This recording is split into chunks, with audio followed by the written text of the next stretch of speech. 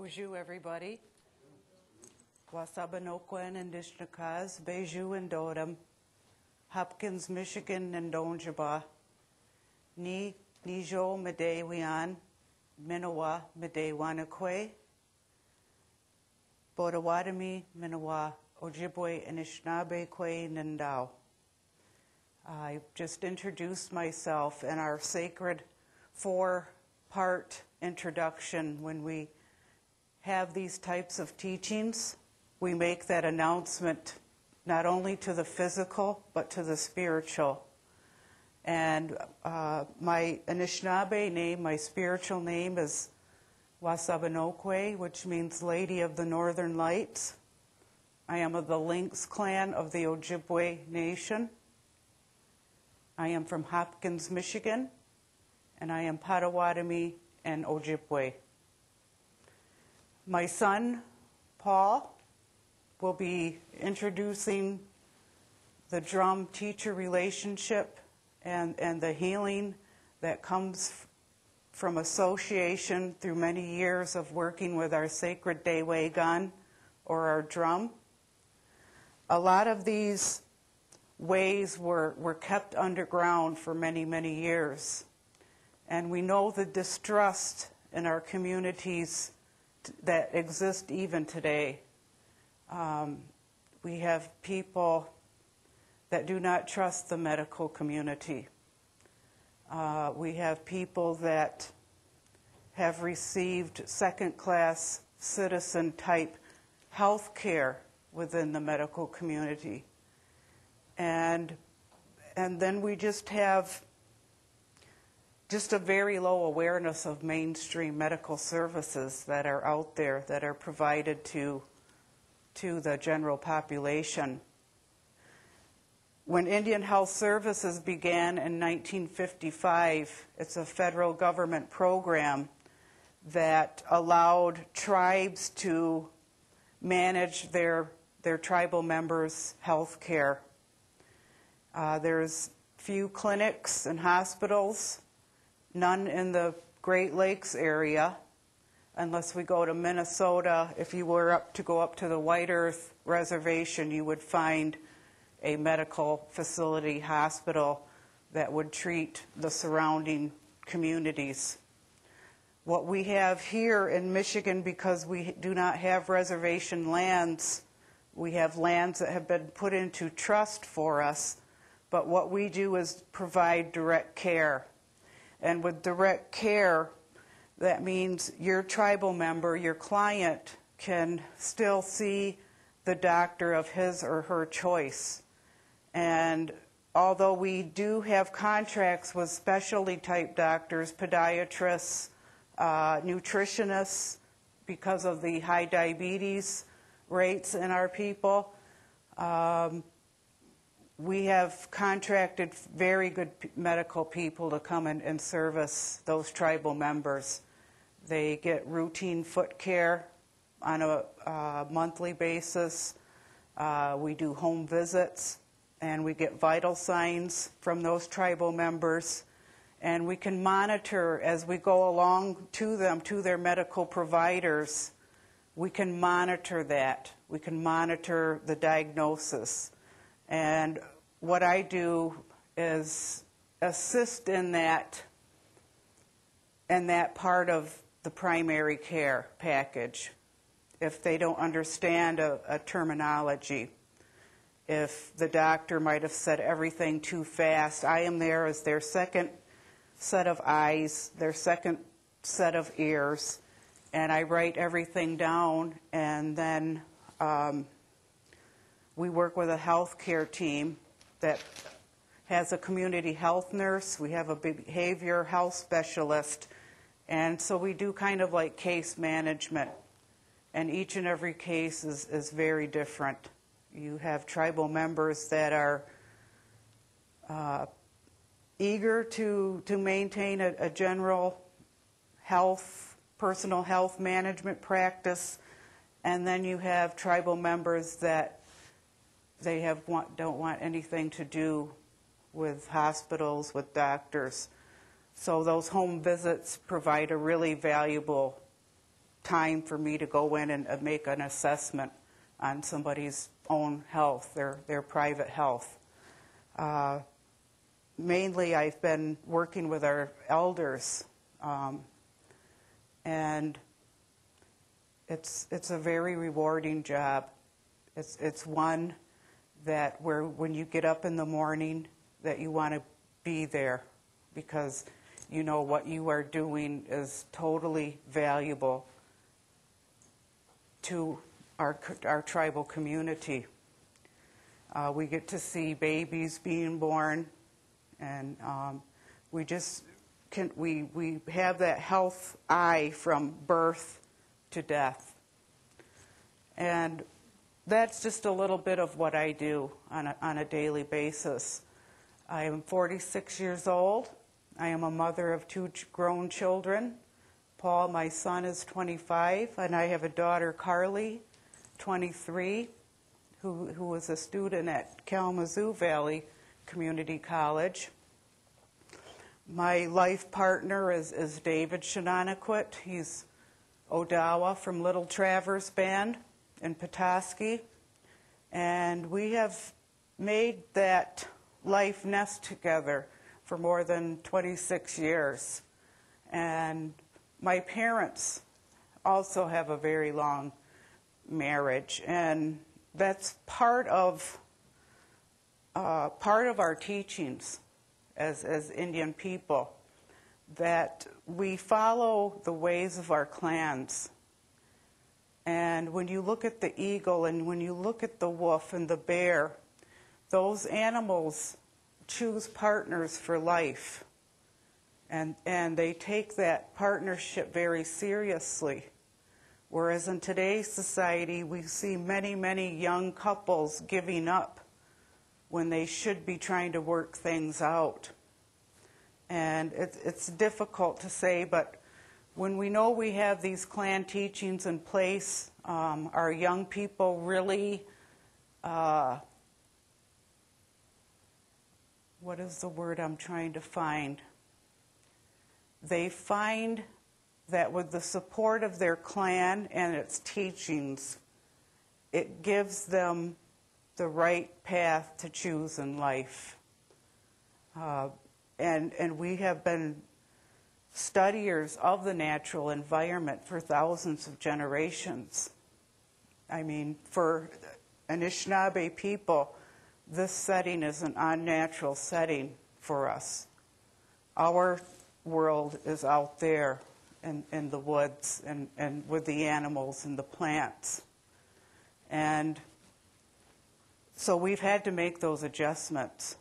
And we've had to learn to deal with living in, quote, I know it's trite, in 2 worlds, but it's very true.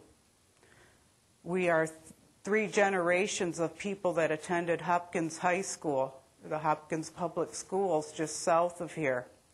My mother went to that school, her children, and my children.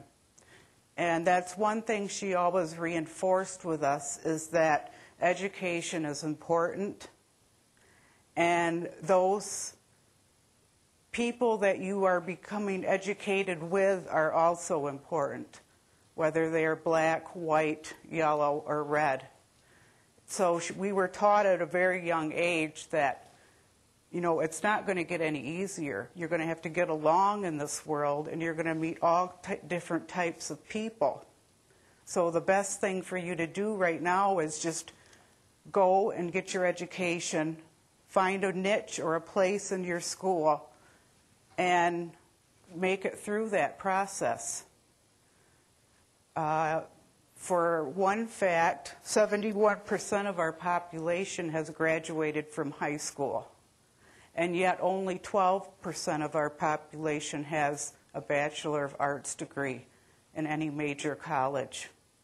And those statistics are abhorrent. We only have 12% of our Native population that has a college education.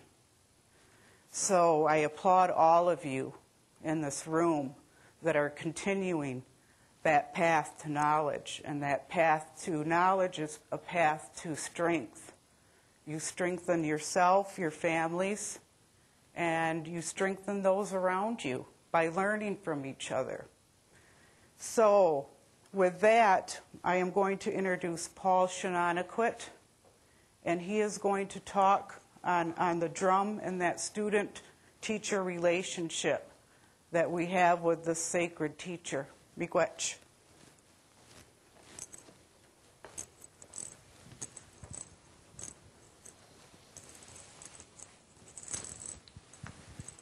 Buju, give me one Ashamu and Dijnakas, Name and Dodem, Hopkins and Donjaba, Pottawatami, Minwa, Odawa, Minwa, Ojibway, Anishinaabe, and Dao.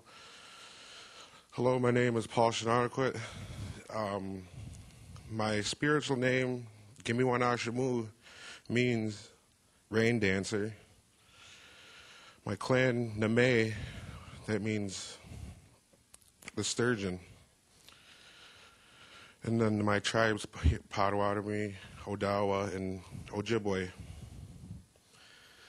I would like to start out today's session with an honor song just for our veterans and our MIAs, POWs, just like that.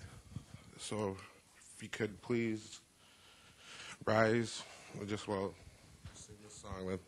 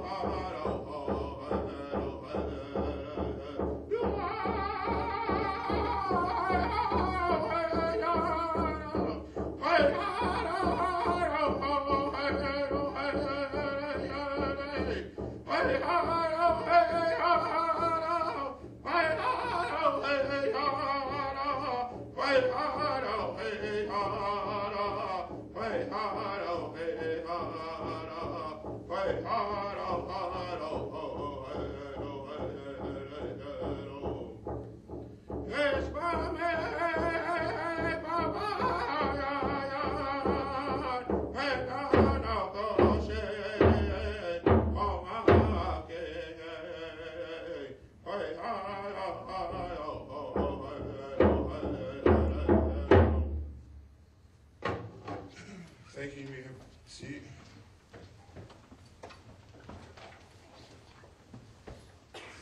And that song, Ishmaming, Oma King, that means when you're flying over this is an Air Force song, I'm sorry, but when you're flying over the earth, that's what they're talking about in the song.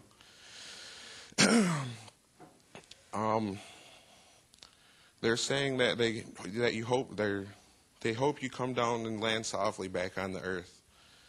That's what that song means. And then today I would like to talk about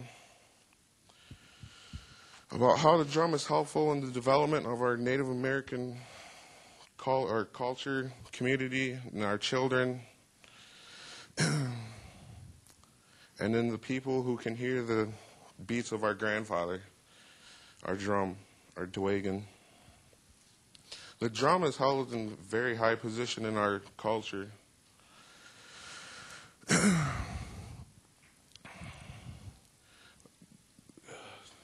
grandfather, our dwagon, is probably one of our best teachers. It's held at one of its highest positions in our culture.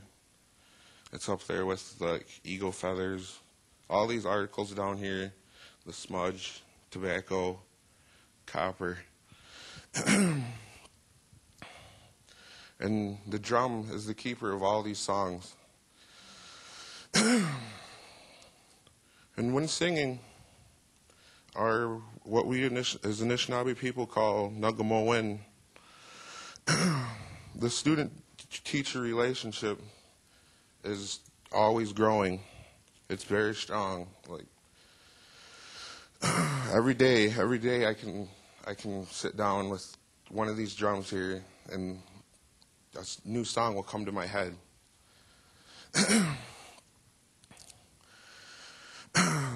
Like new songs such as there's healing songs that come from the Ogichida drum. There's hand drum songs. There's intertribals. What else is there? There's love songs. There's even songs for what was it? Just teaching, songs for teaching. And they're always been passed down from grandfather to grandson, older brother to younger brother, father to son, uncles to nephews, and generation to generation. Songs have been passed down. I am learning from these things every day. Just helping. It's helping me get by.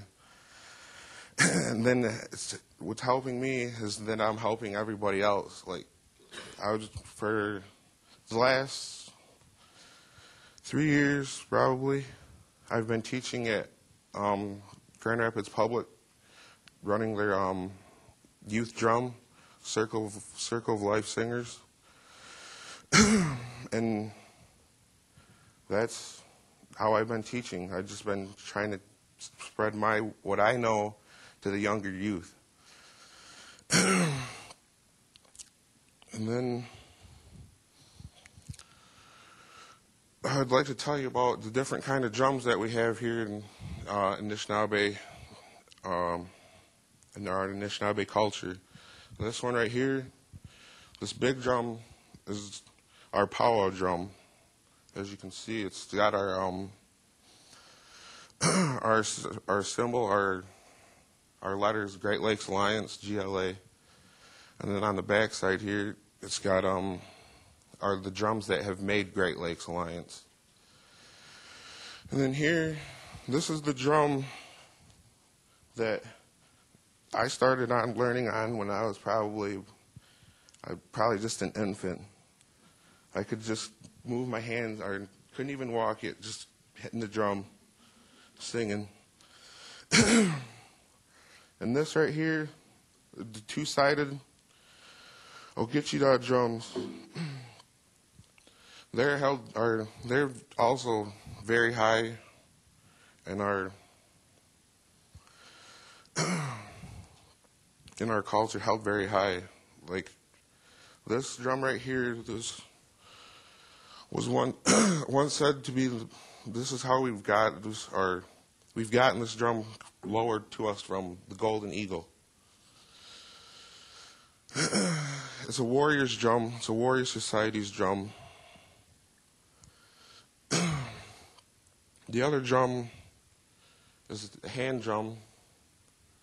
It's just right here, just this no back, just this front. All these drums have, these two especially, and they'll get you, have have all come from one drum, which was our first drum, our little boy water drum. Our water drums, our grandfather drums. And the story of the little boy was once lowered, a boy was once lowered to a tree of life. And the people there were all sick. All the natives were sick there, and then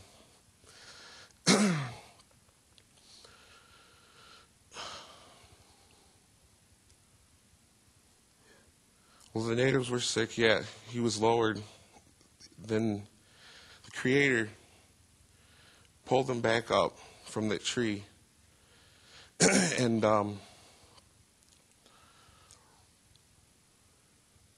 And he gave all these teachings to that little boy. That's why that drum is the highest position of drums in this little thing. I don't have our water drum here. That's just used for our spiritual use. And then the other drum would be the big drum, which this drum has evolved from, the powwow drum.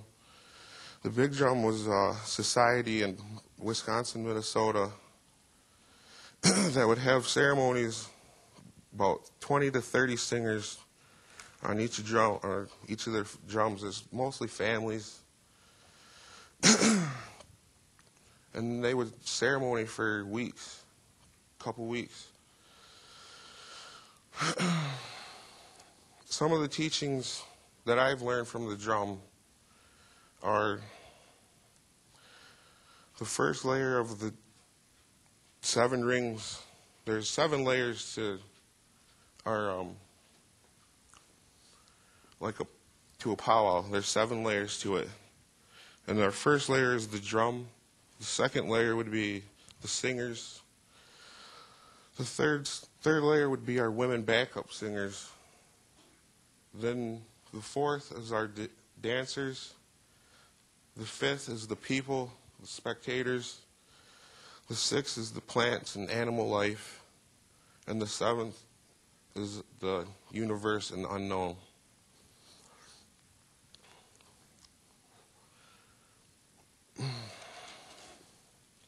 And then another major teaching I've learned from this drum right here is respect. That means never leave the drums unattended. That's what I've taught, and one of the most things I've taught in my kids at the school there is never leave that drum unattended. You always must feast the drum too, because the drum is living. It's a living object. It has a spirit. Every drum does. So that's why we feast the spirit for that drum, and that's done every season, depending on the keeper of that drum. You'd always have something in between the Mother Earth and the drum, such as a blanket, buffalo robe, anything, a shawl, anything that would keep it from not touching the ground. The second is, if you do want to sit at the drum, I've always learned that you must ask. Ask before you do sit down there. It's not very polite just to come sit at somebody else's drum and expect that that will not work. Never drink or do drugs around this drum. And for that, you must never be mad or upset around the drum either, because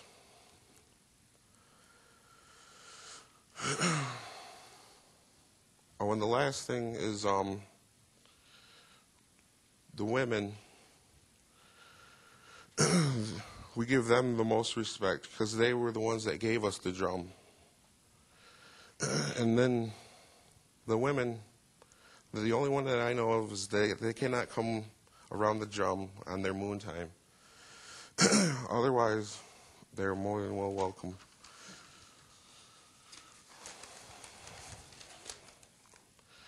Then I would like to touch a little base on the drum keepers.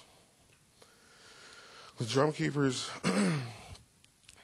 have some of the most responsibilities for this drum.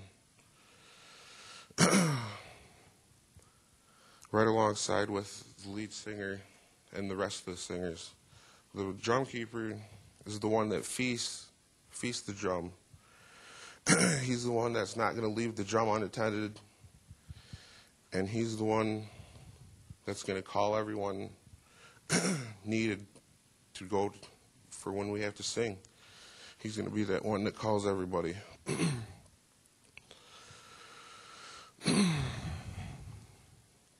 I'm learning every day from these things because my father and my grandfather are both drum carriers. This is my grandfather's will get you to a drum. I have hand drum. My dad has a couple powwow drums. And yeah, we feast these just once a year. Once a year we feast ours. It just all depends on the family and the drummers.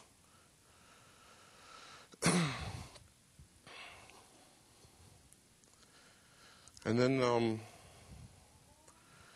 baby development, because I can remember when I was just a young kid sleeping right next to the drum. I can remember my parents saying that they'd lay me down there when I was just an infant, and I'd be sleeping right there. That's all because it started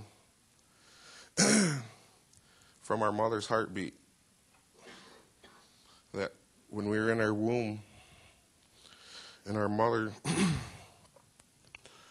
that heartbeat was pretty much the same sound that you're hearing from these drums right now. And then as the baby develops, head to toe, from its head down to its toes, that's the reason why I was been singing on that little baby drum right there. Because first is your mind, and babies can pick that up, singing and stuff like that, because I've seen it so many times. Where just a little kid will start singing, and then it leads all the way up from there.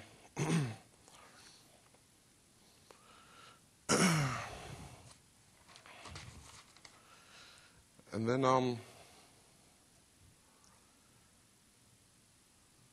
I'd like to do another song for you at this time. This is just a like a round dance song, or one of our love songs that we sing.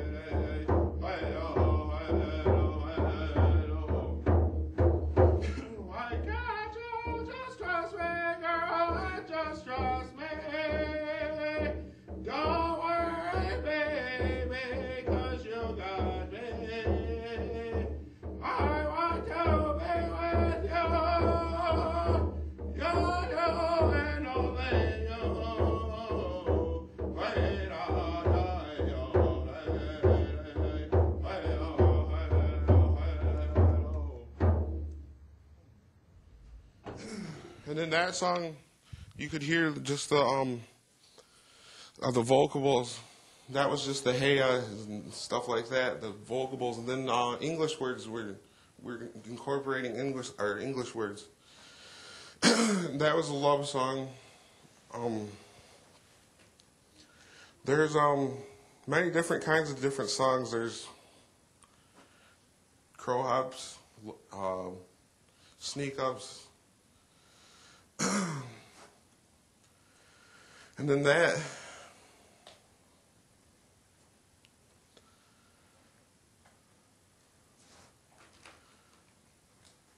I would just like to thank everybody that came out here tonight, and then GRCC, the Native American program, and a question.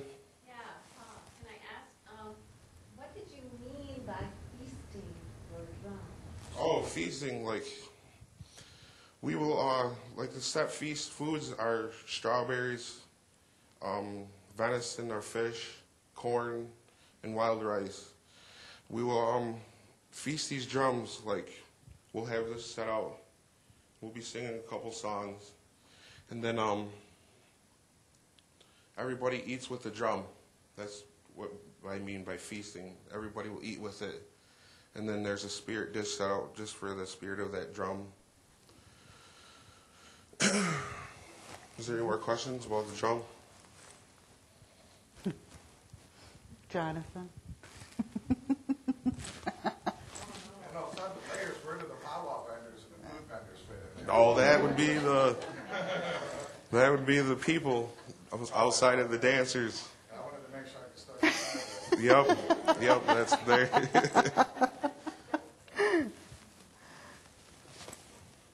Well, I'd just like to thank everybody here. Oh. Where did you get that drum? Did you make it yourself? Or? No, this drum right here was made from a tribal elder up in Saginaw, Chippewa, in Mount Pleasant, Steve Pigo. He's the drum keeper for this drum. We feast this drum once a year.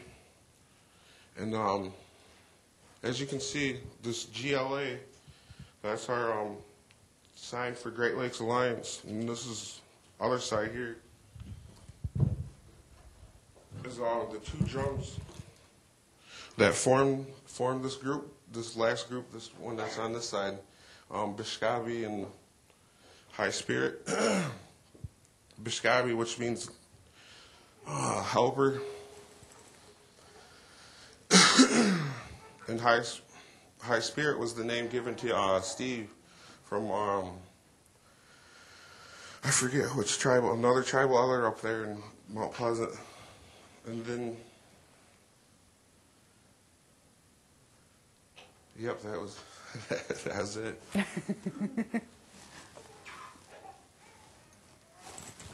Yeah. There was like a main drummer and people who were backup or did also.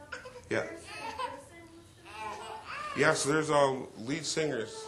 There's a drum keeper, and then the lead singer.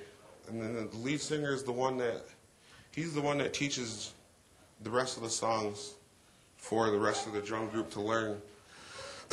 He's the one that's going to start the song out.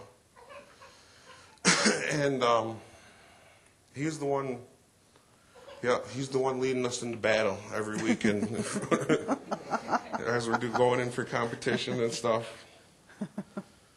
Is there any more? Yep. These drums, they're very sacred to your people.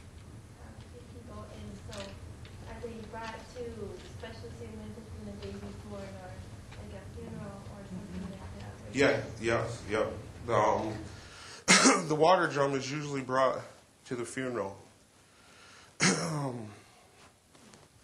birth, yes, there will be celebration songs for birth and naming ceremonies for our youth.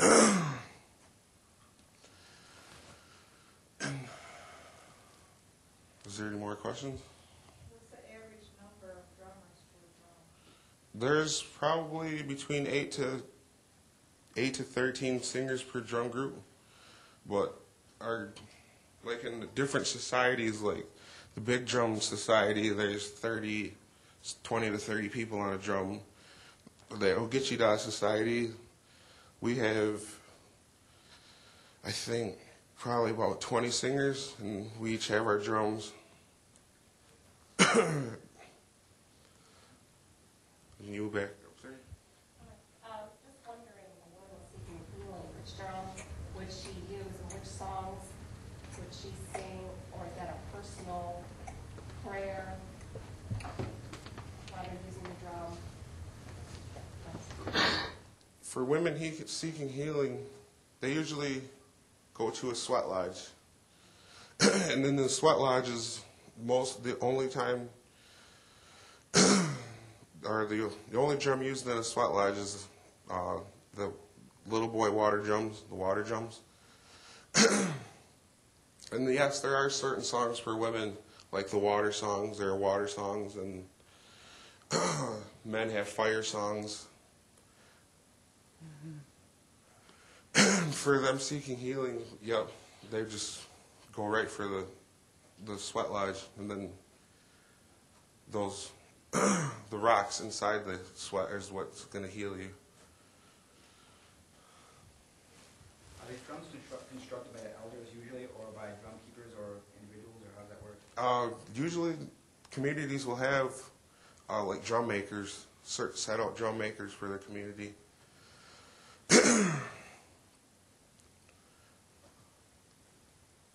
You mentioned the dancers a few moments ago. Can you describe the relationship between the dancers and the drummers? Oh, the relationship to the dancers and the drummers is the beat, like for just this tapping, just the solid beat of dancing. That's the relationship that the drum and the dancers have, along with the song that's going on for that certain style of dance.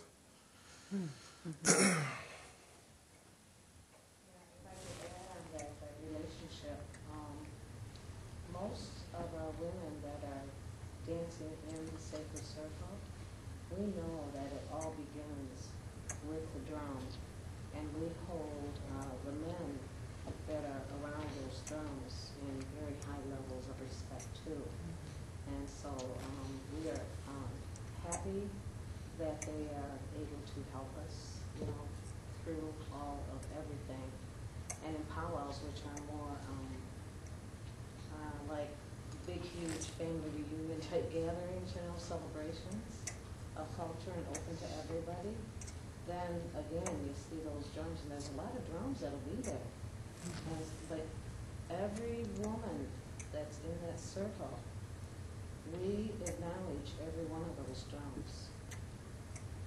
So that relationship is something to probably do. Yes, thank you. Yeah. Charlie? I'm wondering if you could talk about two things. You started on that story to talk about how that little boy came here to creation. Yeah. I'm wondering if you could elaborate a little bit. All right, yeah. The little boy, he came to our people when our people were we were sickly, hurting. He came down, or the Creator lowered him down to the tree. He seen that what was going on. He picked him back up, brought him back up to the spirit world with him, gave him all these teachings, like what to do for the drum, how to feast it, and all these teachings. And then he lowered him back down And then, excuse me, he lowered him back down. And then when he lowered him back down, he was laughing. And then the elders seen that laughing, and then they remembered that that laughing was a healing. And when he was lowered to the ground, he came as a drum. Came to us as a drum.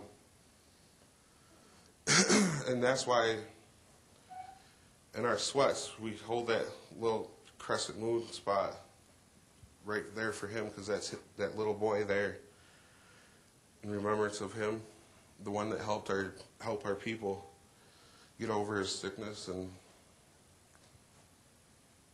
what was the second part? Actually, but now you got me not off to a different part. You use the word of the tree of life. Yeah. That's interesting. Yeah. Can you talk a little bit about that? Yeah, the tree of life. Well, that's where we got that's how we got the drum. It was from that tree. It was lowered down through that tree. And that's where we get, let's see. Mark, could you answer? The thing that triggers in my mind, and you know me well. Yeah. But when some people hear the tree of life and think of biblical terms, eh? Yeah. But here you're talking about original stories of the Anishinaabe and the tree of life. Is there any connection there? Oh, shoot. Well, I believe all of our stories have very similar ideas since the creation of time. I mean, if you look at different cultures in different parts of the world, and when they were placed here by Creator, we were given that very set of core teachings that we live with. Whereas we view birth and death as very natural, other cultures have taboos and fear of that spirit, Nibuin, death. To us, death is just another birth into the spiritual realm. And when we put our people back into the earth, there's an Anishinaabe word for that, which translates to we are marrying the earth. And how beautiful is that? To think that we give our body back to the earth after all of our work here is done, our physical presence. And when we have teachings about that tree of life, it's because I know the African culture has that. There's the Iroquois Confederacy models that tree of life as well. Some of the Western tribes use that poplar in the Sundance, and they refer that tree to the tree of life. In our teachings, that tree of life was that cedar tree, and all of the good medicine that comes from that. We get our flutes from that. We get our drums. Our grave markers are made of cedar. Our boxes, our cedar boxes that we put our sacred miigwants, our feathers in. So the essence of that cedar is really the essence of life. And with that teaching about that little boy, he was chosen by Creator to be taken into that spiritual realm, to be given the teachings on the drum and what its purpose and usefulness it will serve to the Anishinaabe here in this part of this hemisphere that we refer to as the Turtle Island. And seeing that he would be lowered, like we believe everything was lowered here to this earth. It's very, like even in our ceremonies, we have a blessing pole. where we put our sacred articles before we actually use them. People will bring undressed minks or fox or whatever that we're going to make that medicine bundle with, and they'll hang it there. They'll hang new drums, newly made drums. And then after 4 days of being in that ceremony, all of these articles become very sacred. And our Grand Chief on that final day, that final 4th day, he'll come and smudge everything that was put on that blessing pole. And then it's very carefully taken off and lowered to the earth. And that's when the people can take those articles that they're working on, and then they can present them. They're ready to work inside that lodge. Anishinaabe talks about that first man being lowered to this earth, to this part of this earth that we know as North America, North and South America. So that little boy, he was chosen to do this work. He was probably thought of way back in Creator's mind, several thousand years before he was even born. Creator already chose him that far back to do this work, because he knew that at the time when that drum was going to be lowered, that our people were going to be at its most destitute part of our history. We were hurting, we were grieving, we were sick, and the environment was sick. The animals ran away. We weren't getting subsistence. We forgot how to be thankful and to say thanks. So in that grieving state, we know that your own personal health is affected by your state of mind. And that's very important to remember, because your mind is your most powerful medicine. This right in here, there's a very sacred part of our brain that we refer to, that we work to, look to.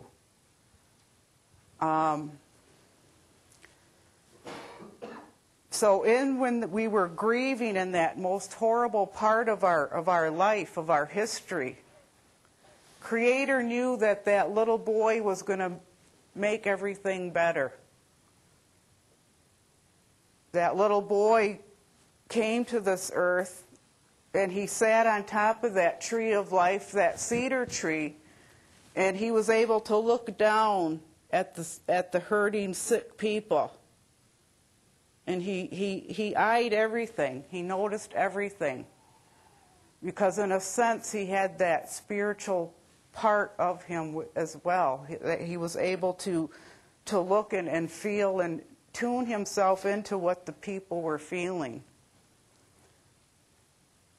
And to say that he laughed at all of that, just gave his little boy hearty laugh. And you know, when we hear our children laughing, it affects us. It makes us happy.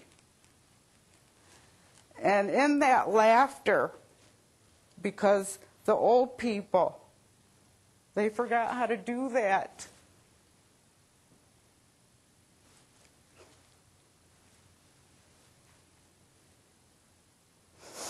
Excuse me.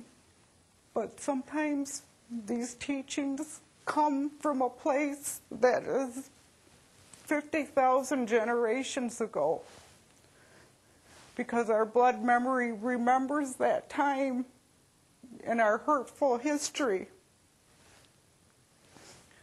Those old people forgot how to laugh. They forgot how to see joy in life.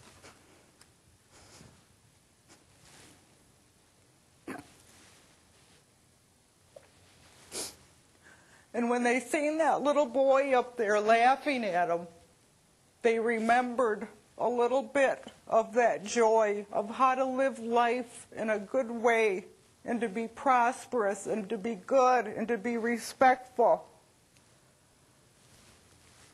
So those old people took that as medicine because of that little boy's laughter, because of what he represented to us. Because when they looked and seen him up there laughing from the top of the trees, they were wondering how he was going to get down. How are we going to save this little guy that's up there? This one that's been lowered to represent the spirit of the people. And when they looked away, and it was just a minute second of when they looked away and when they looked again, there was that little boy water drum sitting there where that boy should have been. So they knew the sacredness of that gift and how important it was that laughter was to be a part of our healing. They call that Bape Win in our language. And it means to have humor. And if you know Indian families and Indian people, we're very dark-humored people. And we've learned to be dark-humored people because of what's happened generations ago. This just was a recent one for me. I had a tribal member bring in some used syringes because they're insulin dependent. And you know how you hand out the red boxes to put your syringes in. Well, he came in with his bag of syringes that, you know, belonged to him and his wife. And he says, "Oh, give these back to Dr. Stokes. He might need them again."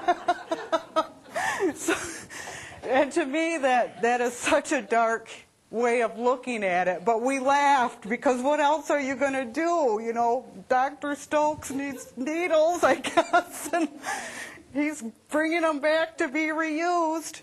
But, yeah, we're very like that thinking, very quick on contemporary issues like that. And our first uncle teacher, Wayne Bojo, is the one that told us, your humor, your laughter is what is going to sustain you. And that was one of his last teachings before he left this physical earth realm, was that he told the Anishinaabe, Bape Win is going to save your people. Your laughter, the way you look at things differently, in that dry, kind of Don Rickles sort of way.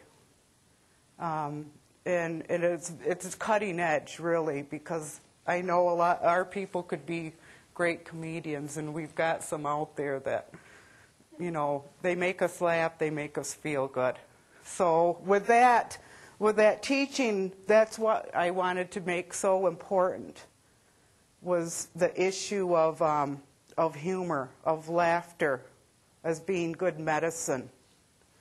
And I know that we're running out of time a little bit, but I just wanted to give this in its context and what it means. Because as Anishinaabe people, we are very spiritual beings, not in the theological sense. And that's very important to differentiate. Because we look at the world as being all spirited. Colors have spirits in our language. There's an animate color and there's an inanimate color. Another thing that we view in a little bit different way is that we believe our children are sacred gifts of the Creator. And we don't believe in no way can they be born with a mortal sin born upon them. And that's a 50-50 degree turn from how we all view, some of the teachings of the Bible. Because what the Bible says, that we are all born into an existence. We are already sinners when we're this little, born on this earth. The Anishinaabe views life as you are giving these 7 teachings as you enter from east to west. Please keep in mind, be cognizant that energy flows from the east to the west. And there's a very beautiful teaching, a scroll teaching that shows energy, how it looks. And this is how it looks. And there's 13 of these going like this from east to west constantly. At some point, each of us were put on this path because we're all here. We all were born into this beautiful physical earth realm. So we walk this path, what we refer to as B'madzwin, which means good life walk. In your walk, there's many trails or paths, what we call to deter you from your goodness. And we believe, too, that all of these beautiful teachers here, Zagi Dawin, love, have opposites. Teachers working side by side with the good ones. And those opposite teachers, we don't refer to them as evil spirits. This is a terminology we've got to move away from. We refer them to as opposite of these true teachings. So the opposite of love is hate. And that one walks right by this one here. And all of these true teachers have opposites that work with them. But it's like, if you don't learn from your mistakes, how are you going to learn? How are you going to pick yourself back up after you've wronged? So those energies are just right with us too. So we have Deb Waywin, which is truth. The opposite of truth is to lie. And our people told us, our ancestors told us that our word was the most sacred thing that we have as a human being. Our voice is sacred. Because once it comes out, just think of this energy. That word goes on forever and ever once it comes out.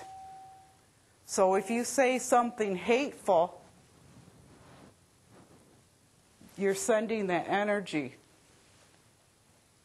And it affects other people. Because we are all water-based. Just like this earth, 75% water. Our bodies are 75% water. Our own individual brains are 75% water. That's truly how we are all connected with all living things on this earth, is through that sacred water. So when something happens where a word, a negativity comes, you're affecting this one's water as she tries to do her walk. And it's like that with physical abuse as well. Once that goes in, that's contained and it's ever going. That a physical hit, that's why we don't do that as Anishinaabe people, because we understand how that works in physiology, how it works with our bodies. So that water And people who have fasted know exactly what I'm talking about. Because we go without water for 4 days and we go without food. We start our young ones off, probably 7, 8, to do a full day fast, sun up to sundown. Test them, see how they do. When they become 12 or 13, we'll say you need to go without water or food for 2 days. Part of that going without is to be a reminder of those things that are out there that cause diseases, wars, pestilence. It's to take pity on those ones that don't have that capability. It makes us compassionate in a sense that if I go without food and water for 4 days, I am going to feel that spirit of hunger. I am going to be tested, my wills are going to be tested by that spirit of want. You know, and you're the only one that can remain true to yourself out there. If you break your fast and take a drink of water, you're the only one that knows that. But Creator knows that too.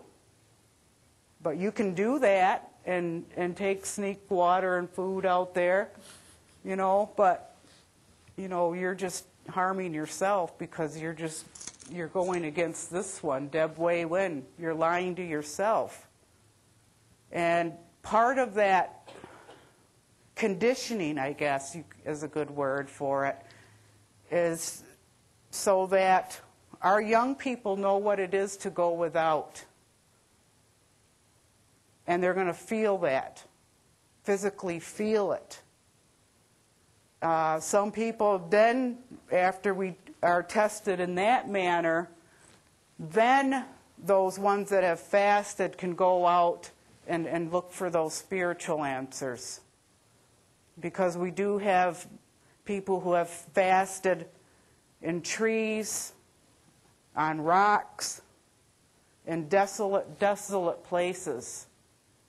Where you're the only one there. And when they refer to fasting too, it's that you remove yourself from everything, but you put yourself into the lap of our Mother, the Earth.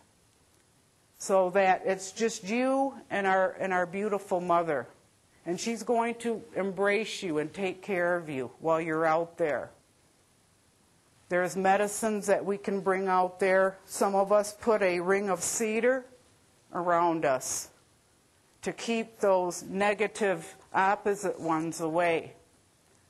Because you'll be tested out there as well. They're going to come to you.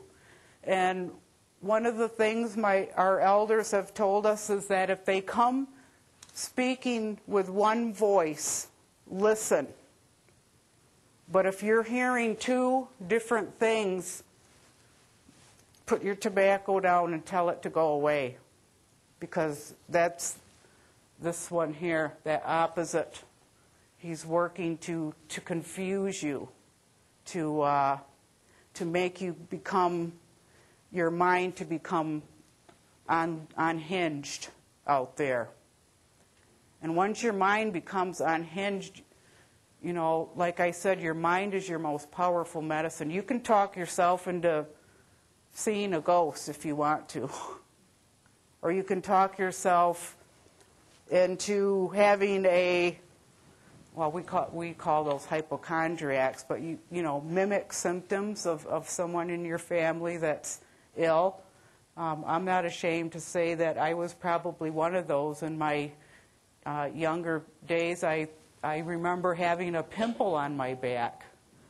And I remember telling Dave, I think I got a tumor on my back. He looked at it, he goes, it's just a pimple. But my mind told me, what if this is a tumor? Oh my God, it's a tumor. It hurts, it's big, it's bubbling. You know, and so I talked myself into having a tumor, for God's sake. But, you know, people that's your most secure thing about your whole body, is that if your mind is in place, you can live a healthy existence. It's when the mind, when that becomes displaced, you have a domino effect of disease processes entering into your physical body. Another thing I'm just going to briefly touch upon is the languages that we speak, the physical languages that we all are capable of having. And when I look into this auditorium, I do see everybody has sight. Okay, so we have vision, we have clarity, we can see, we can talk with our eyes. We have, obviously, we have our ears, towak, in our language. We can listen, and that's your ability to learn, is when we listen, we learn. So your ears and your hearing are very important, and especially in this time of the season, I always refer to as Jotagananini, our hunters. That's probably one of the most keenest things about our body that we develop as we learn to hunt. Because you're going to hear that animal before you see it. Maybe not smell it, depends on what we're hunting. But you rely heavily on that beautiful sense of hearing. That's how languages are learned. That's how we communicate as well. If you think about it, you have to have a speaker and a listener. So our hearing, our beautiful ears, our beautiful jonge, our nose, what it does for us. We take it for granted. Every breath that we inhale, we take that for granted, and we shouldn't. Because this part of our makeup, our physical makeup, your nose, your sense to smell is very important in the healing process. Because if you are being treated for cancer, there's certain medications that you take that limit your tasting and your smell. And then that person sinks further and further away from a healthy lifestyle because they're not eating anymore, because nothing tastes good, and they can't smell the food. So there's no sense in eating for these people that are carrying this disease bundle. So to smell is such a beautiful gift. It's that medicine when we light our smudge. You smell that before you even come into the room. Flowers, the essence of life, our beautiful flowers. That sweet sense of what they carry is life itself. And even if you are privileged to have children and you're present in that birthing room, when that new life comes, there's a distinct smell that accompanies that child when that water breaks. And it's so new and it's so sacred, that smell. And I hope every one of you get an opportunity to see that miracle unfold. Because you can smell that baby coming before its head even crowns. So, to smell. How many of us, when we were young and our grandmothers made apple pies, and you would come home from school and you would smell the apple pie? How healing is that memory? It's a beautiful memory to remember that. It's almost like when you got to your grandmother's house and she had that pie, and you got to her house, it was like the safest place you could ever be. Nobody was ever going to harm you there. You had that sense of security just by smelling your home, So that's a very important part of our physiology and who we are, and to be grateful for that gift. Another is that ability to touch. We have everybody here has 2 hands and 5 fingers on each hand, right? This is healing. Okay, we know people that work in massage work tension out, work stress out. Hands create. Creation is movement. Movement is fulfilling something that you've done. And then the satisfaction of what you made, what you created. That's healing. We have quilt makers, we have bead workers, we have shawl makers, we have drum makers, we have people who pick medicines, we have people who strip bark and make these beautiful macaques. And the satisfaction of seeing that finished project, it could be a gift for a loved one, and it's even more healing when you give it away, because of all that time and energy spent making that beautiful gift. You remember that gift of giving, because you made it, you created it, you provided movement, and that is so fulfilling to be able to do that and reciprocate like that as well.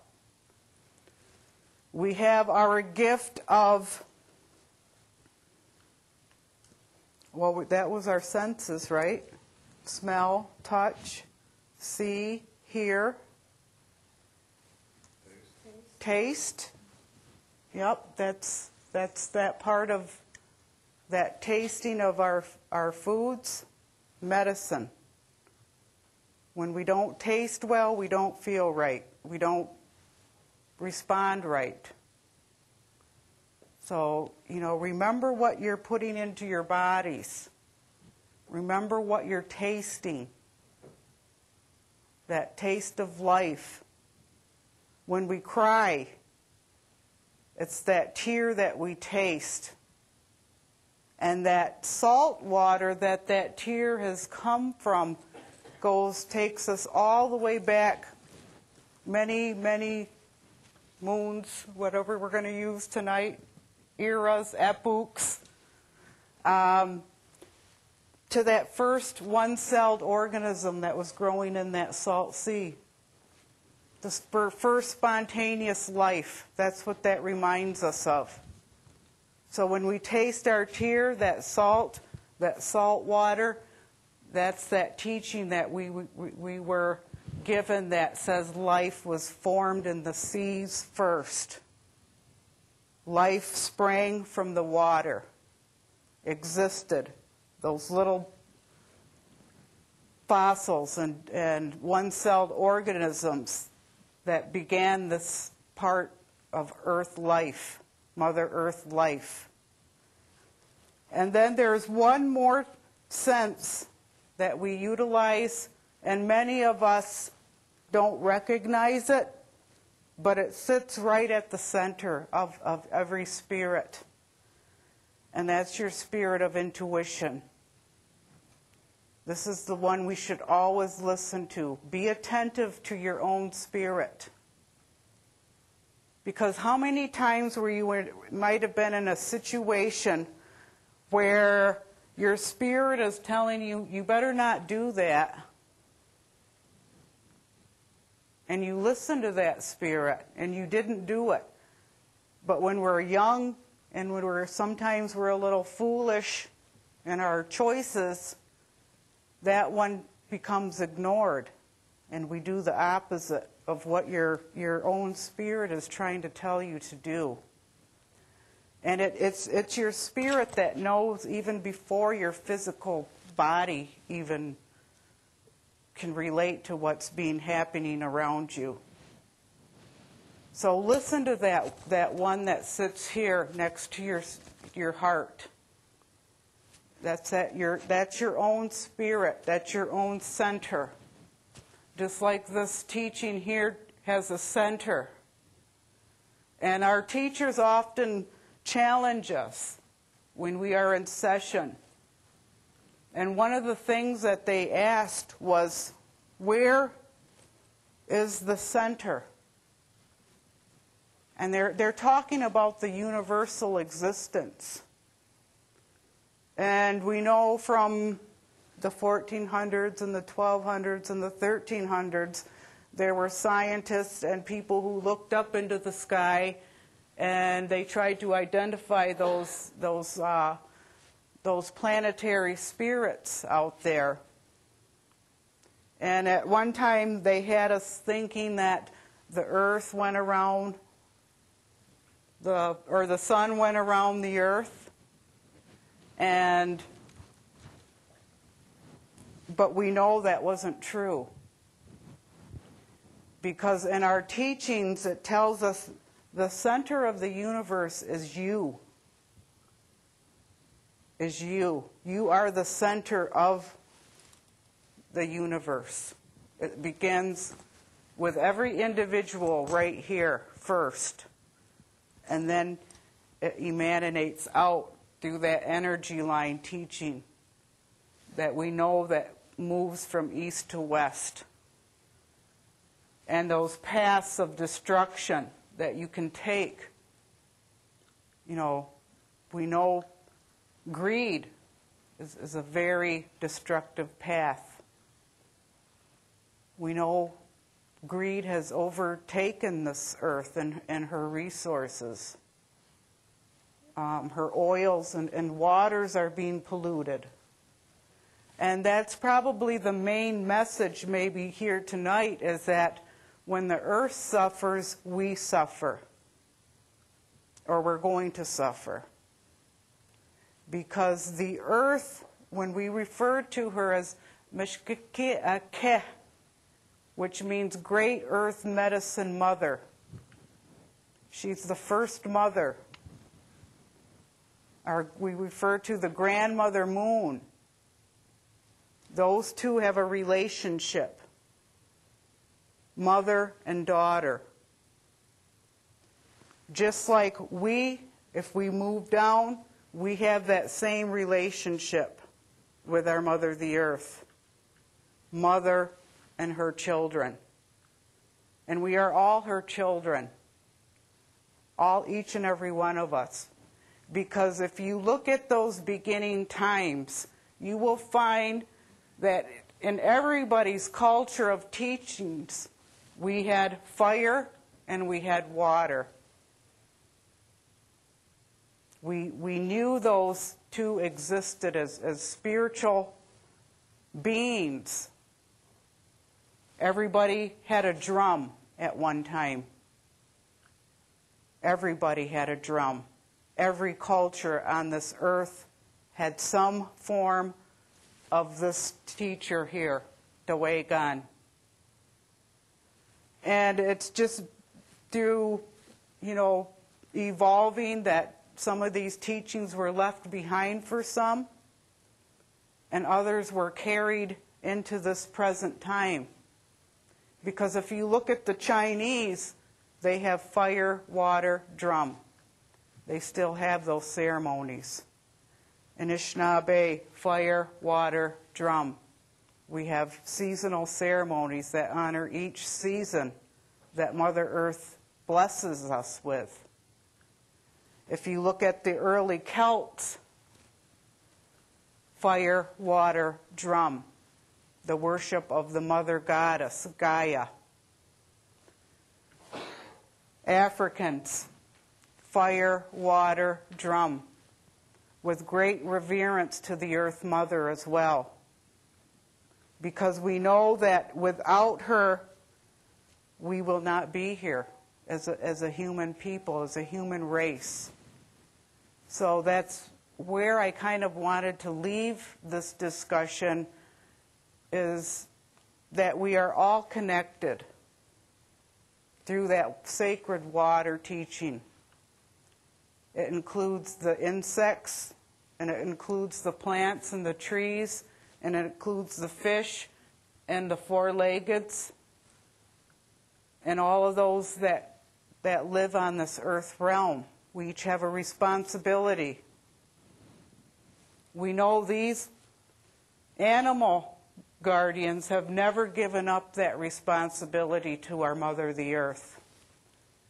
That eagle that sits in that eastern doorway, his spirit still flies every morning at daybreak to look for those people that still put tobacco down as that sun comes up.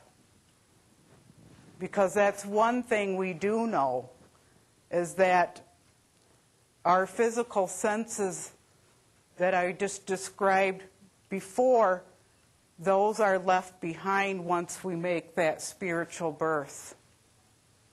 So the only time you're able to touch somebody is while we're here on earth in that physical sense. The only time I'm going to be able to see this beautiful earth and what it has is in this physical earth realm. Because we know in that spiritual realm we can't taste and we can't hear, because we don't know how the spirit works in that realm until we're there. But we do know we leave those physical gifts behind when we marry that earth, when our time is done here. When our work is done, we are called home. So that's probably, everybody can use that teaching and apply it to their daily life. You can get up in the morning and be grateful that you can taste and hear and smell and see. And rightfully so, we all should be grateful. Because we don't know when our time is done. We know that there's a spiritual being that calls us, calls our spiritual name.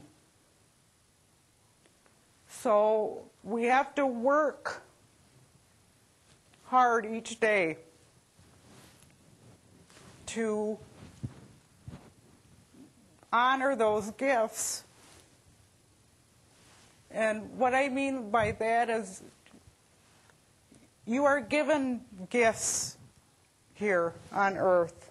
And some of you might have it and know that you're doing work that is not only physically and spiritually acceptable to you, or you become this person that is in a job or a place in life where it's just depressing. And you've got to remember those gifts of life that you were given. Because a lot of people today just take it for granted and they just throw that all away, or they don't even give it a thought. How beautiful it is to intake air and breathe. How beautiful it is to see the next blizzard that we're going to get. I mean, that's beautiful spiritual energy, that snow and that blizzard. It's very healing for Mother Earth. Because we know that when that blanket goes on our Mother the Earth, that she's resting, she's creating. Just like a mother creates life in the womb for 9 months, our Mother the Earth uses that winter time to create. So that when spring comes, it's just a burst of life. And that's when our main spring ceremonies are held. That's probably our biggest ceremony, because we are there to honor that gift of creation and life, new life. How beautiful it is to be part of this on a daily basis. So we work with people that are, again, in that depressed state. We try to remind them of their gifts that they have and to use those gifts. You know, some of us are born and we know when we see that child that they're going to do a great thing for us. Our elders can pick those children out. Paul's been picked to be that carrier of, and singer of songs. Because even as long as I have been singing powwow, ceremony, I can't just come up with the song at the right time for the right situation off the top of my head, where Paul can do that. His brain, because of his time spent since he was in the womb, actually, working with this teacher, hearing those songs while he was still in the womb. He has that innate ability to carry a song at the right time for the right situation and sing it from beginning to end. And for me, it's like if I hear the song, okay, I know this one, then I'll jump in. And it all comes back to me then. But it is so difficult just to bring that knowledge out spontaneously. Whereas my gift might be to show somebody how to make moccasins or to do beadwork or to pick medicines, to tend a garden. Always put your hands in that earth.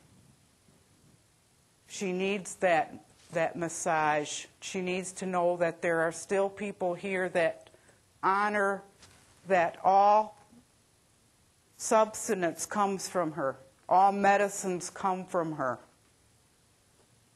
The Hopi people are big believers in working in the earth. They say that she needs to feel that. That's why we wear moccasins in that dance circle. Because when we wear moccasins, Mother Earth knows that we're Anishinaabe. And when she feels us dancing in that circle, we are actually healing her. We are massaging her with our feet. She knows that her children are doing this for her. We have gone back to original teachings of providing young women with moontime teachings when their menstruation comes on. We take them and we explain that you're becoming a person, a woman that can give life. Because you can create now, you are going to get these teachings. And in that natural environment out there, we see all of life going on anyway. So our children aren't, surprised at sex, because they see it out there in the natural existing environment. They see birth in the spring. They see death as not being a forever ending thing, but just a continuation and just another, that spiritual birth that we take. We have teachings on that pipe, the pawagan. The male is the stem and the female is the bowl. And when you join those two together, you have life. And that sacred tobacco that's in that bowl, you bring forth. You'll see women tenderly caressing that stem, bringing that life towards them. That tobacco, or what we call that seeds of life that's in that bowl of that pipe. So those two things, again, is a teaching for our young people, that procreation is not something that's not dirty. It's natural. It's as natural as anything can be. as natural as breastfeeding. Knowing that your milk is human milk that you are giving to a human child. So all of those things we take into consideration with our young people, so that by the time they are Paul and Carly's age, they are fully intact with teachings of life. And they know that those choices that they make from these ones here can have implications if they listen to that opposite one, that opposite teacher. We know that this works with our people, with our young people, because we've seen the beauty of them kind of taking their place in our lodges now. We have young people working the pipes. We have young people tying up that little boy Dewagan drum. We have young people picking up tobacco from the people at the ceremony. We have young people fasting and coming back and having songs that were forgotten. But they were gifted back with those sacred things. So by the time that they are ready to choose that someone in life that they want to walk with all of their life, they are going to be that full-rounded person. And there'll be no question when they choose then, because of their clans. We can't intermarry within the clan system, so they know that. They know about their bodies because we take our young women and instruct them about being givers of life. We give them that berry teaching. We give them that moon time teaching and our relationship to that beautiful grandmother moon. I used to be kind of offended a little bit. I would feel disheartened when my menstruation would come on and I knew I was going to a ceremony. You know, just like all young people, they want to be a part of this vibrant movement of revitalization of our spirituality.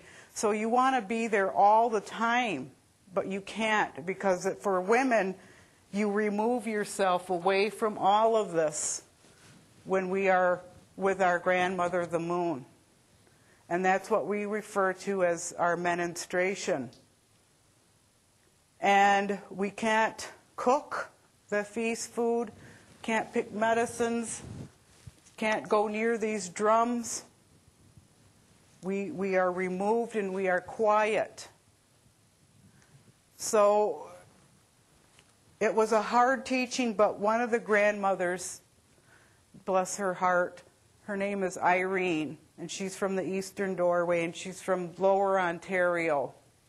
And she's seen us young women sitting what we refer to as Moon Hill, because we can be a part of the ceremony, but we are designated. We have a designated spot where all of the young women sit who are working with our grandmother, the moon. And she's seen us there kind of looking distraught, like we're not in there, so we're not getting teachings. We can't clean cedar, so we don't feel like we're a part of ceremonies because we're not doing anything. We just got to sit here. And Irene came over. She's seen us looking desolate, pitiful. And she came up and she told us, "What's wrong with you, my girls? Why are you looking so sad? We're at ceremonies. You should be happy." And one of the young women said, "Well, we're all on our time here together. We're on the Moon Hill." And so she explained in her most beautiful, humble way. She asked us a question. And she says, if your grandmother, your real physical grandmother, came up to you and knocked on the door, she goes, would you turn her away? And all of us were aghast, like, no, I don't think we'd turn Grandma away. Why do you ask that? We wouldn't turn our grandmother away if she was knocking on our door. We don't do that to anybody. And she says, well, it's the same way with your time. Your grandmother has come knocked on your door, and she wants to be let in. And you tell her, bind again, Coco, come in, my grandmother. And then you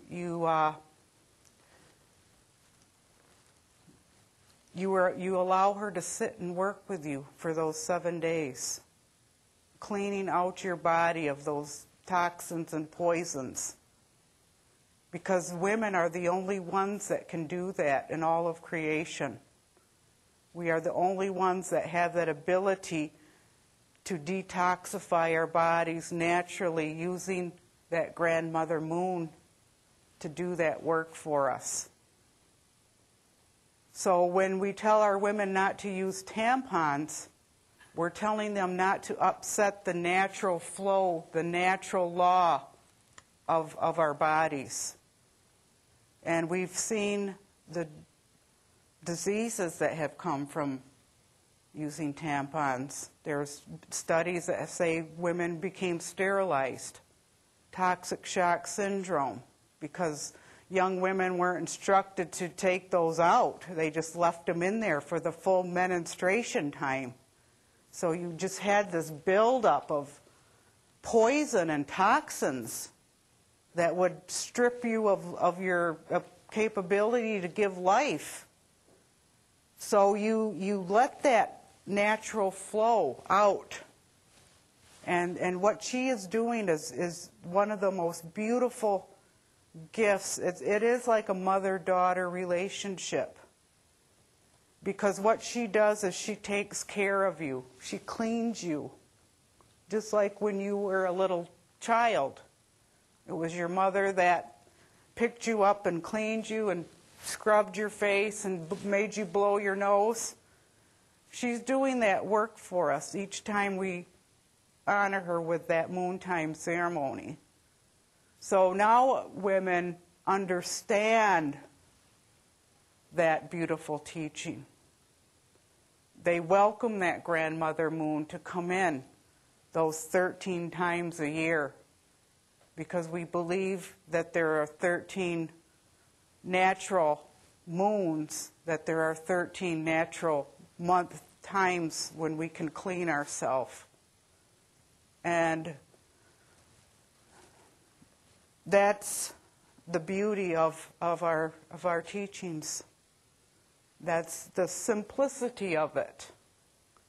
There's nothing really too hard of way of thinking. Like it does get intellectual at some points of the teachings.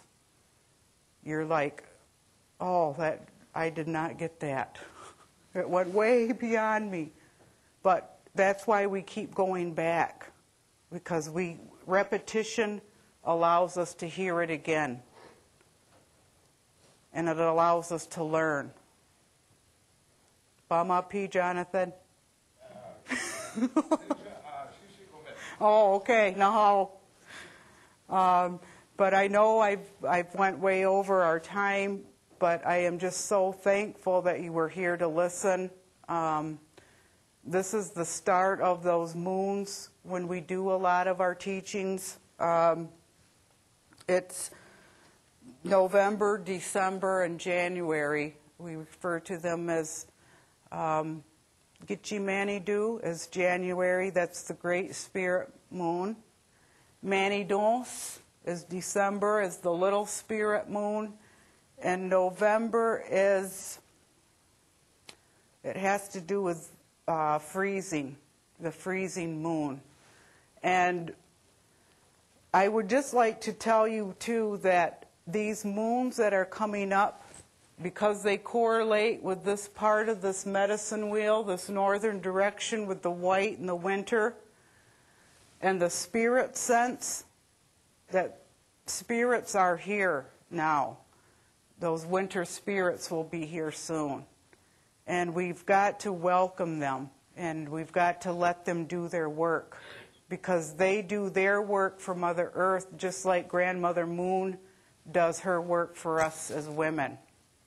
And you have to allow that natural process to happen. But one thing that our elders have told us is to be very careful in these moons. Don't second guess a decision and put yourself in danger. Because when you look at us as human people, as human life, if you were to look at us from the Creator's viewpoint, at this upper realm where He's looking, He, she, I should say, because we believe our Creator contains both of those spirits, the male and the female. We don't say that it's an all-male God. We believe that those spirits, to understand one another, to understand us as women, and to understand you as men, that our Creator has to have that totality within it. So we refer to our Creator as that ever-loving Spirit. I know it was the Great Spirit for a while, but that language is it's been kind of overused in that trite form. So when we look at the true Anishinaabe wording of it, it means everlasting, ever-loving spirit is what it comes out to be. And because we are the human people, and we are just creatures and life on this earth, that we are no different from the natural life that's out there. The deer, the mink, the bear. And we know that this time of the year, Mother Earth and Creator use this time to weed out the sick, the dying, and the diseased. Just like it does to the deer, the moose, the caribou. So, understanding that part, that we are no different than those other life forms on this earth. We are going to succumb to disease. We are going to succumb to, if you have a weak mind, this is where it's going to come and affect you the most. Because this is the most powerful part, because it's the ending part of that life cycle. So, philosophically, yes, those spirits that come and cleanse this part of our earth during this part of the season, this winter baboon, you know, he's going to look on all of us as potential customers.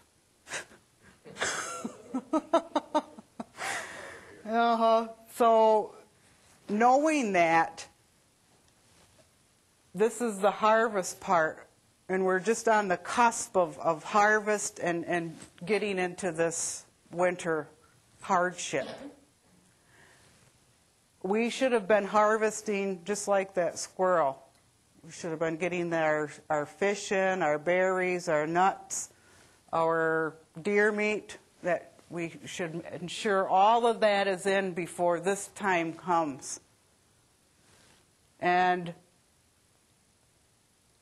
when we look at, because we are going to be looked at as potential customers, we need to be stronger physically, stronger mentally, emotionally, spiritually during these times. And that's one thing I've always told our young people. and in this way, in this teaching setting, that be very cognizant of these next 3 moons, because we are working in a sense with the spiritual sense of life taking, because if you look at our teachings, and if we are no different than the wolf and the bear and the deer, if we are not strong in those aspects, if we're not careful, if we don't take care of ourselves, if we do foolish things out there when that winter spirit is working, if we are unprepared, our existence could be that next one of marrying the earth, because we really are no different than any other life form on this earth. We might think it, that we are superior to these older brothers and sisters that have lived here way before us, and that's part of our ignorance of being part of that human life race. We put ourselves above the animals. We've put ourselves above that sacred eagle. We've put ourselves above, because of our technology now, we think that we own the earth, and we don't. We think we own that spirit realm, and we don't. And we are just beginning to understand what is out there in that universe. But our people have teachings about that universe. And they have teachings about those various stars out there that are spirits. Scientists might call that comet a comet. In our realm, that's a spirit coming and delivering medicine for this earth. That one that's out there right now is a spirit approaching. And all of that dust and iron and ice and snow and whatever else that makes up those comets, those are medicines, sprinkling of medicines to this earth. So just be so aware of what you do each and every day. Don't take life for granted. Don't take breath for granted. Because our existence here depends on how we give back and what we give back. And there's people in this culture, in all cultures, all they want to do is take. And they've got that totally turned around. It should be, we've always have to give to ensure that all of us will continue, survive, be well, be happy. So we don't take those things for granted. We are aware of them. We are aware when baboon Manitou manifests itself here, it's a dangerous time. Winter is a dangerous time. They didn't name those moons the spirit moons just because it sounds pretty.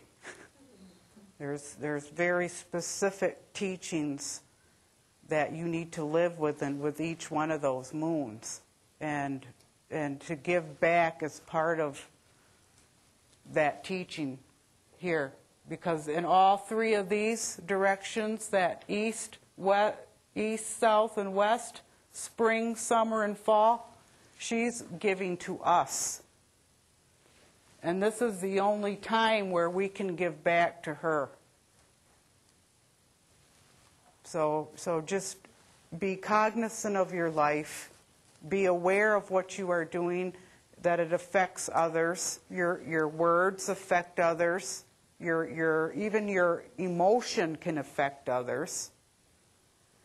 Just remember that innate inward energy is negative energy.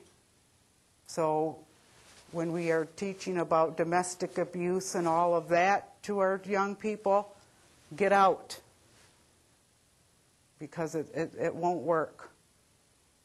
Just turn around and run. Remember that, especially for our women. Okay, we don't need that extra layer of bark on us. Because if we allow ourselves to get hardened and barked up, we lose that ability to love, to have compassion, to help, to assist other human people. So please let your spirit thrive.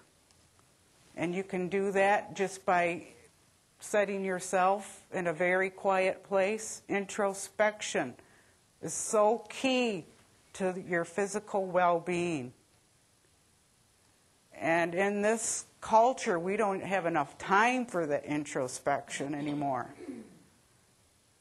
How many of us sit at the computer at our daily work, or just, there's no time. You have to make time for yourself to do that for yourself, because nobody will do it for you.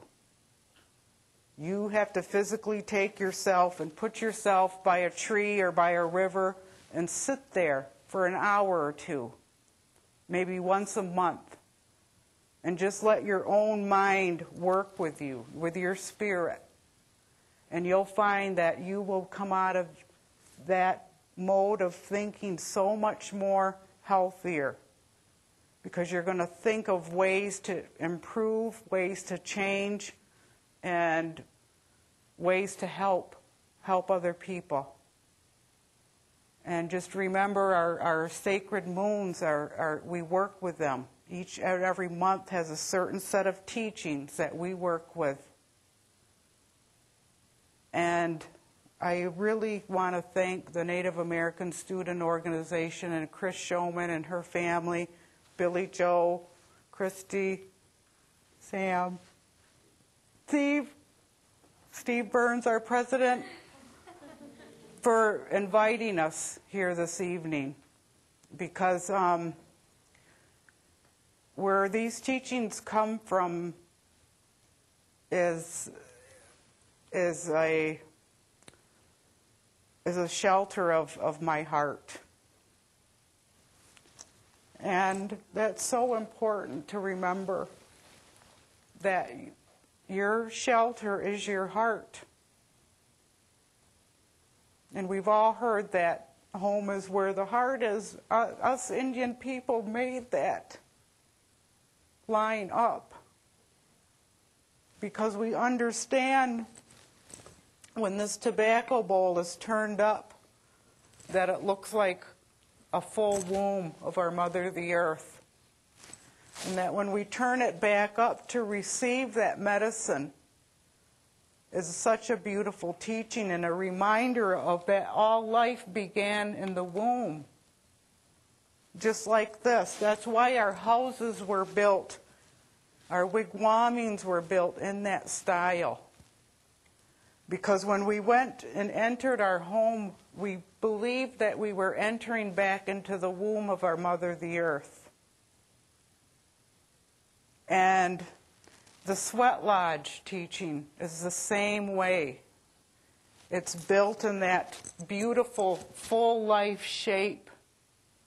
And when we crawl in there on our hands and knees, we take ourselves back to that first day of physical existence on this earth. And we remember going back into the womb, where it was hot and dark, where we were able to create and grow.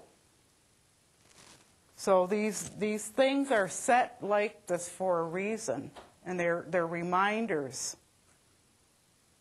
that those beautiful shapes, that fullness of life, comes in many parts of what we do, how we live. And so we always remember that woman is most sacred when she's carrying life. And when those new ones come to us, we don't put that label on them. that they were born with that mortal sin on their soul. We believe our children were born with these 7 grandfathers, and it's up to them to carry them through life and exist with them and make them grow and become a teacher for each other. That's all we are meant to do. So again, thank you. Miigwech. And be careful, because you did get that teaching of those sacred moons. You know, don't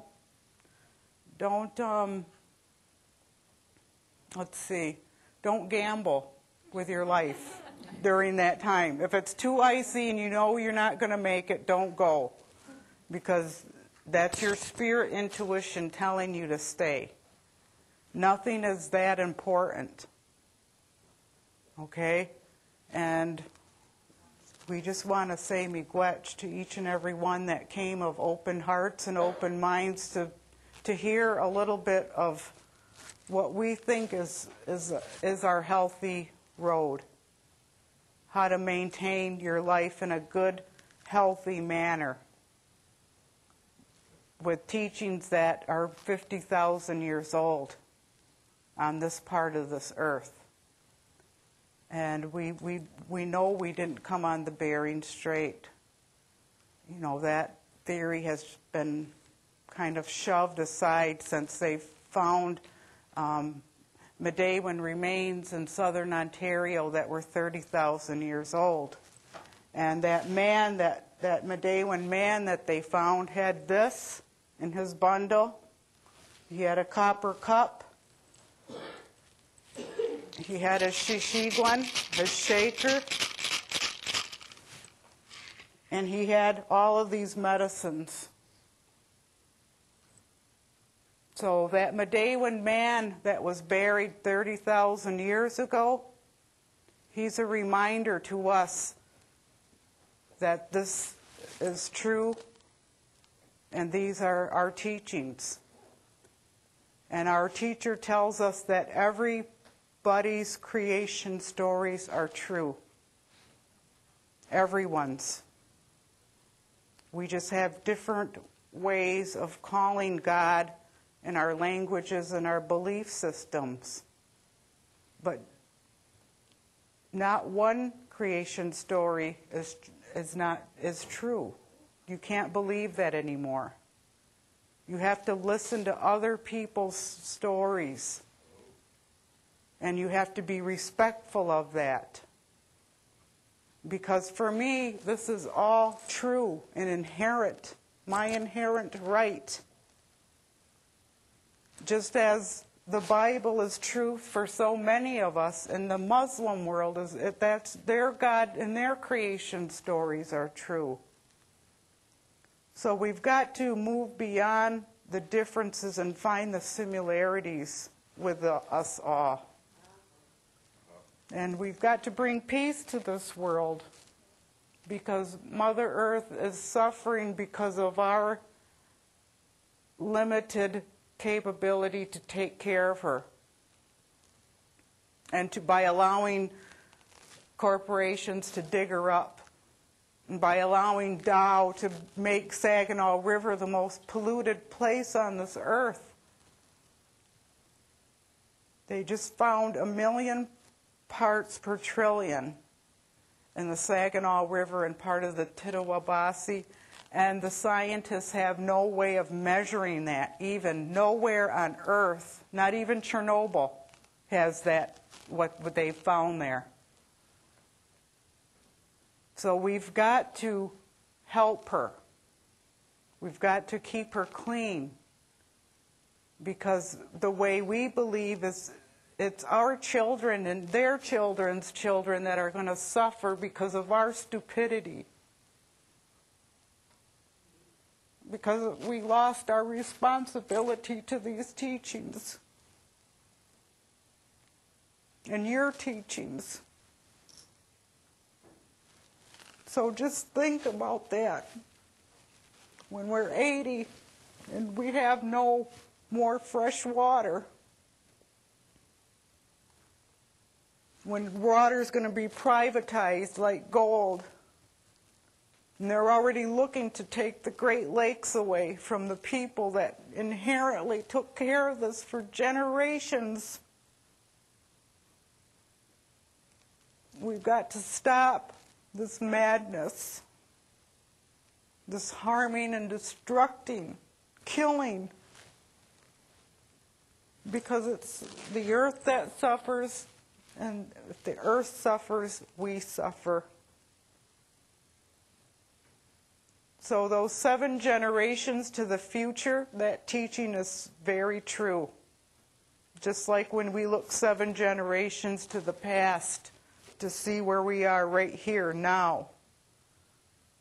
There was somebody, a grandmother, that cared so much for life and love of her children that she kept this for us. And I have to think of that responsibility in the same way, and you do too.